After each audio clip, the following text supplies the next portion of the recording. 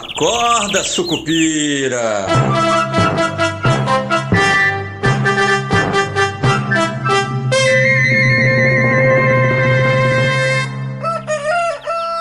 Bom dia, pessoal, sejam todos muito bem-vindos, sejam todas muito bem-vindas. Esse é o nosso Acorda Sucupira do dia 7 de janeiro de 2026. Eu sou o Rodrigo Oliveira e hoje é quarta-feira,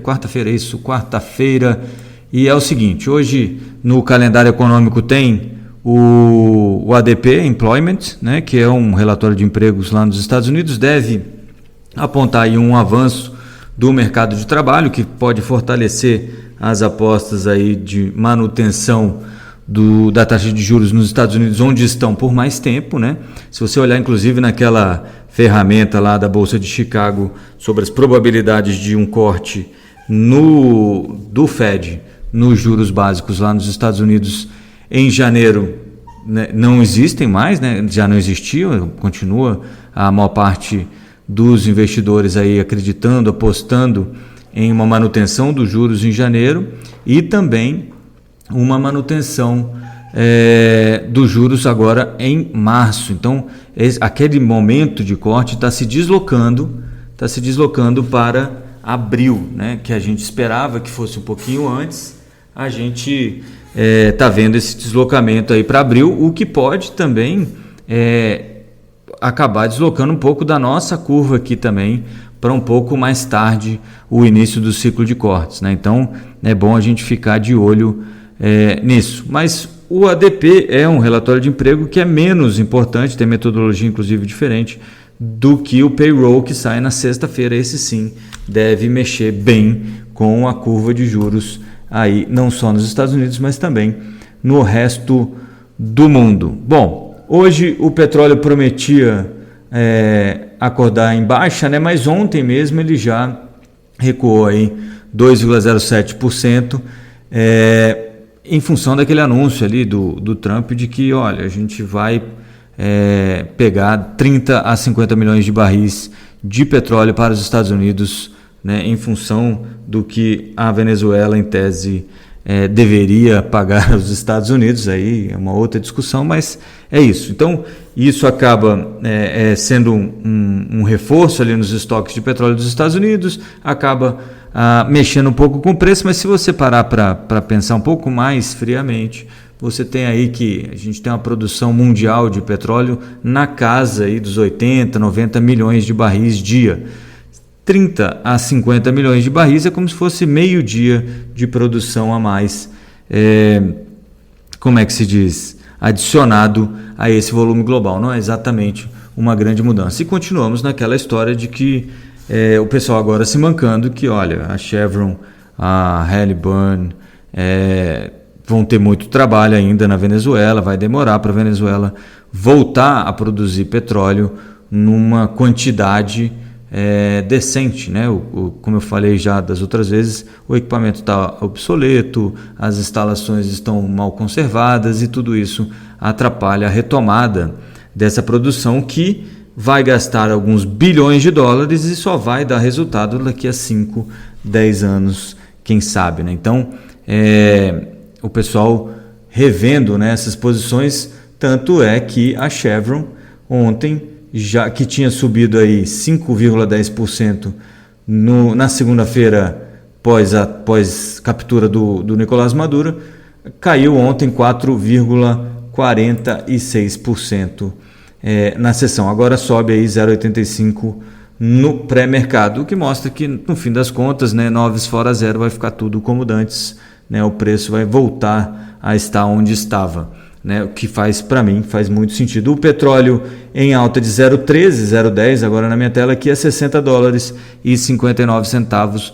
o barril, também meio que anulando o efeito captura de Nicolás Maduro aí que a gente viu nos últimos 2 dias. Mexeu um pouco o mercado, mas no fim das contas não se firmou uma alta nesses ativos aí que algumas pessoas apostavam que poderia ser uma alta. O que tem feito diferença mesmo, inclusive para a nossa bolsa, é o minério de ferro. O minério de ferro subiu ontem 2,06%, aliás, está subindo agora 2,06% lá em Singapura a 108 dólares e 90 centavos aqui na minha tela, já uma alta acumulada aí do Natal para cá de mais de 3%, 3,17% mais ou menos. Isso acabou ajudando também o Ibovespa ontem, que subiu aí 1,11% aos 163.300 e cadê o preço aqui?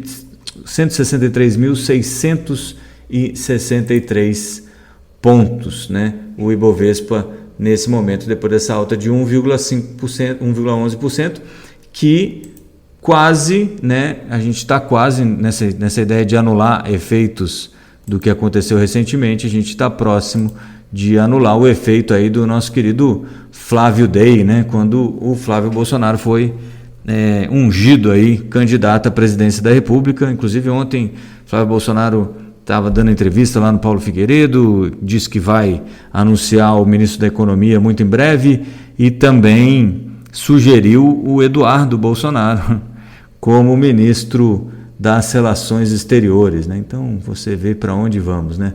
Bom, antes do anúncio do Flávio Bolsonaro, a Bolsa tinha acabado de bater recorde histórico, estava em 164.455 pontos. Então nós estamos nesse momento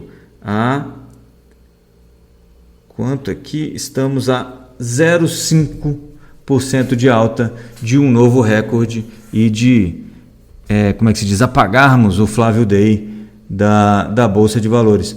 O petróleo não, o dólar também voltando, a gente já tinha comentado sobre isso, voltando aos patamares anteriores, né? Inclusive, no caso do dólar, a gente já está abaixo do Flávio Day, né? O Flávio Day que acabou trazendo o dólar aí, que estava aqui, cadê? No comecinho de dezembro, deixa eu só achar aqui exatamente onde a gente estava. Estávamos a 5,30, né? Foi para 5,43 com o Flávio, e agora já voltamos aí a 5,37, já estamos abaixo do dia do Flávio, mas ainda não apagamos o efeito Flávio do câmbio, né? O câmbio que está voltando depois daquela pressão que tem no fim do ano para remessa de dividendos, remessa de lucros, tá?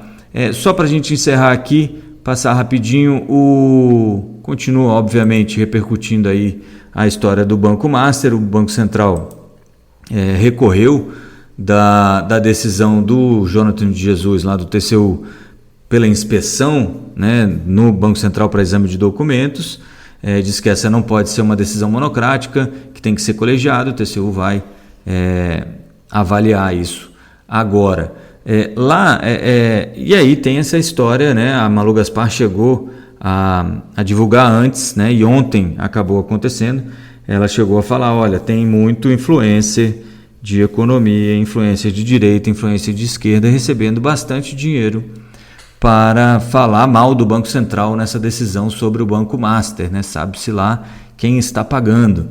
Mas o fato é que ontem realmente começou uma bateria de críticas à atuação do Banco Central no que diz respeito aí à liquidação do Banco Master. Segundo aí a mídia, a ideia do Daniel Vorcaro não seria a desliquidação, né, por assim dizer, do Banco Master, e sim que o TCU tomasse conta para que os ativos do Banco Master não fossem vendidos a preço de banana. Sabe-se lá o que isso quer dizer, né? Todo mundo, quando está vendendo algo, acha que poderia ganhar mais dinheiro, né? O problema é que quem compra é quem resolve, né, sobre quanto vai valer aquilo que você está vendendo. E as pessoas têm dificuldade de aceitarem esse tipo de coisa. Ontem, só para encerrar aqui os números, a curva de juros abriu um pouquinho, né? Nada muito significativo, e continuamos com as apostas de que o corte virá